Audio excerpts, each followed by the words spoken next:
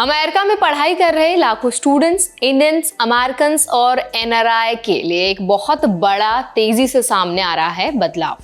Donald Trump प्रशासन ने साफ कर दिया है कि यूनाइटेड स्टेट्स का डिपार्टमेंट ऑफ एजुकेशन अब पहले जैसा नहीं रहने वाला, क्योंकि इसकी कई पावर्स और फंक्शंस अलग अलग फेडरल डिपार्टमेंट्स को सौंपे जा रहे हैं।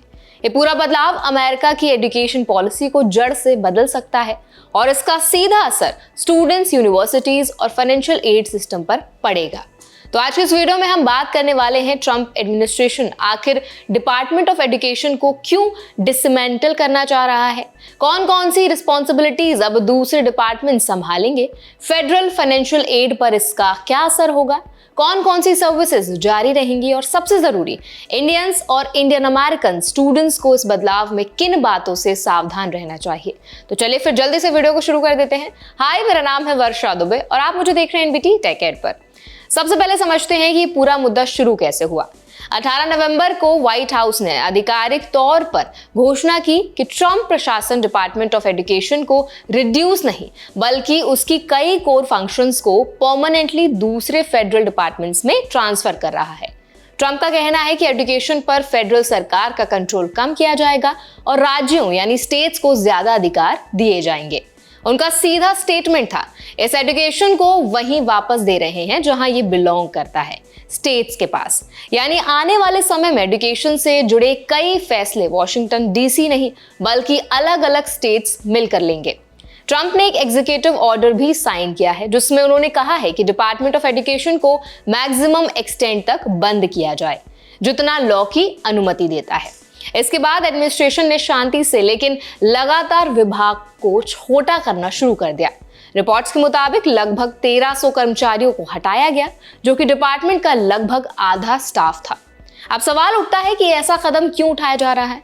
इसका ऑफिशियल रीजन सरकार की भाषा में यह है कि फेडरल स्तर पर एजुकेशन प्रोग्राम्स को स्ट्रीमलाइन किया जाए, पेपर वर्क और एडमिनिस्ट्रेटिव बर्डन कम किया जाए और रिसोर्सेज को उन प्रोग्राम्स में लगाया जाए जो स्टूडेंट्स को डायरेक्ट बेनिफिट दें। डिपार्टमेंट ऑफ एजुकेशन की कुछ रिस्पॉन्सिबिलिटीज अब 3 फेडरल डिपार्टमेंट्स आपस में बांटेंगे, department of labour, department of interior और department of health and human services यानी कि HHS। इसका मतलब यह है कि अब एजुकेशन के कई हिस्सों का कंट्रोल अलग अलग डिपार्टमेंट्स में शिफ्ट हो जाएगा। इससे पॉलिसी डिसीजंस में बदलाव होना तय है क्योंकि हर डिपार्टमेंट की प्रायोरिटीज अलग होती हैं। अब बात करते हैं, क्या पूरी तरह डिपार्टमेंट हटाया जा रहा है?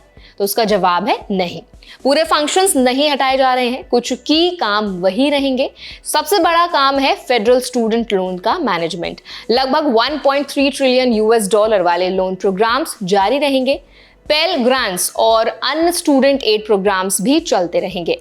ये इसलिए जरूरी है क्योंकि लाखों अमेरिकन, जिनमें से एक बड़ी संख्या इंडियन ओरिजिन स्टूडेंट्स की भी है, फेडरल लोन और ग्रांट्स पर डिपेंडेंट रहते हैं।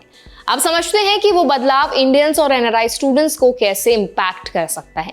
तो देखिए, इंडियन स्टूडेंट्स अमेरिका के सबसे बड़े इंटरनेशनल स्टूडेंट समूह में से आते हैं।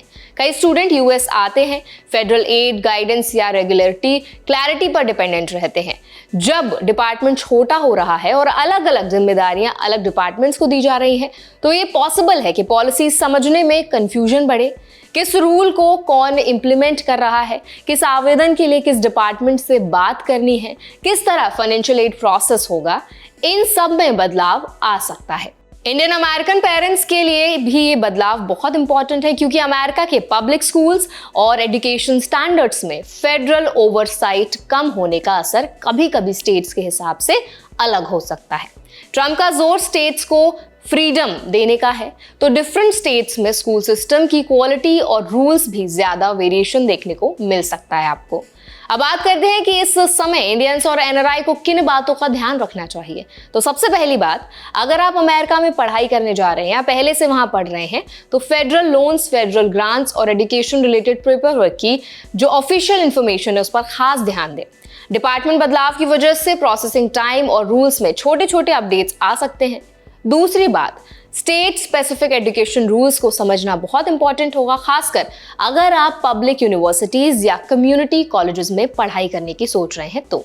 तीसरी बात, अगर आप पेरेंट्स हैं और आपके बच्चे अमेरिका में K-12 या स्कूल एजुकेशन में है तो स्टेट एजुकेशन पॉलिसीज को जरूर फॉलो करें, क्योंकि फेडरल स्तर पर रेगुलेशन कम होने से स्टेट्स की भूमिका और बड़ी होने वाली है।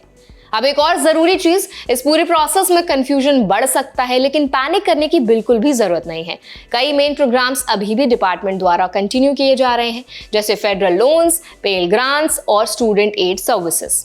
लेकिन ये सच है कि पॉलिसी फ्रेमवर्क जो है वो बदल रहा है और स्टूडेंट्स को अपडेटेड रहना बहुत जरूरी है। तो आई होप ये वीडियो आपके लिए हेल्पफुल रहा होगा। अगर ये वीडियो आपको अच्छा लगा हो तो वीडियो को लाइक करें, शेयर करें। ऐसे और भी इंफॉर्मेशन के लिए, अपडेट्स के लिए हमारे चैनल NBD Tech Ed को भी जरूर सब्सक्राइब करें।